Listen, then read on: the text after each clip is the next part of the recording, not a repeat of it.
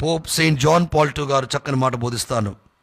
తన పాంటిఫికల్ ప్రారంభంలో ఇలా పిలుపునిచ్చారు: భయపడకండి, క్రీస్తుకు మీ హృదయ ద్వారమును విస్తారముగా తెరవండి. Open your hearts, welcome Christ in your home of life. పునీత 2వ జాన్ పాల్ పోప్ గారు ఆహ్వానిస్తున్నారు. పోప్ బెనడిక్ట్ XVI గారు మనకు సెలవిస్తున్నారు: విశ్వాసం అనేది కేవలం సిద్ధాంతాలను అంగీకరించడం కాదు, ప్రేమించే దేవునికి మనల్ని పూర్తిగా అప్పగించడం అని బోధించాడు. You surrender, you offer your self. Pope Francis అలా మాట్లాడుతున్నారు: క్రైస్తవులు నిరాశ ప్రవక్తకులు కాకుండా ఆశకు సాక్షులుగా ఉండాలని తరచుగా గుర్తు చేశారు.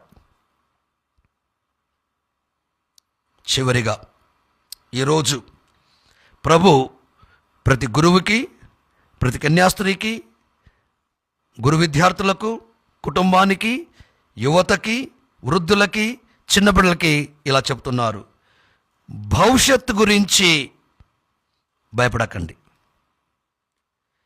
వ్యతిరేకత గురించి భయపడకండి, సువార్త ప్రకటించడంలో కూడా భయపడకండి. Be witnesses of the gospel truth.